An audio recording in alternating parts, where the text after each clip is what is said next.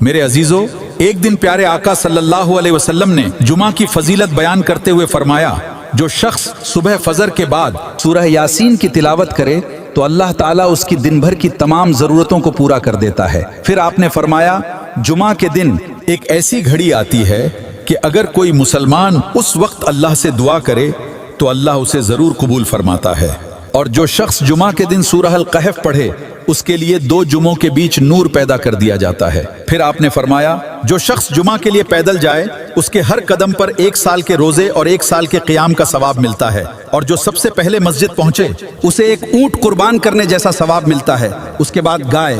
پھر بکرا قربان کرنے جیسا ثواب ملتا ہے، اور جو مسلمان جمعہ کے دن یا جمعہ کی رات انتقال کرے اللہ تعالیٰ اسے قبر کے فتنے سے بچا لیتا ہے۔ حضور کریم نے فرمایا، جو شخص جمعہ کے دن غسل کرے پھر نماز کے لیے جائے، خطبہ غور سے سنے اور خاموش رہے تو اس کے اس جمعہ سے اگلے جمعہ تک اور 3 دن زیادہ کے گناہ معاف کر دیے جاتے ہیں۔ پھر آپ صلی اللہ علیہ وسلم نے فرمایا،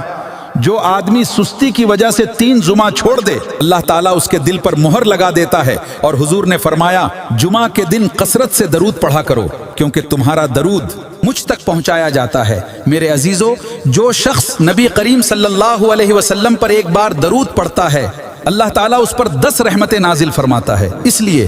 جمعہ کے دن کثرت سے درود شریف پڑھا کریں۔ اللہ تعالیٰ بروز قیامت ہم سب کو حضور صلی اللہ علیہ وسلم کی شفاعت نصیب فرمائے۔ السلام علیکم ورحمۃ اللہ وبرکاتہ۔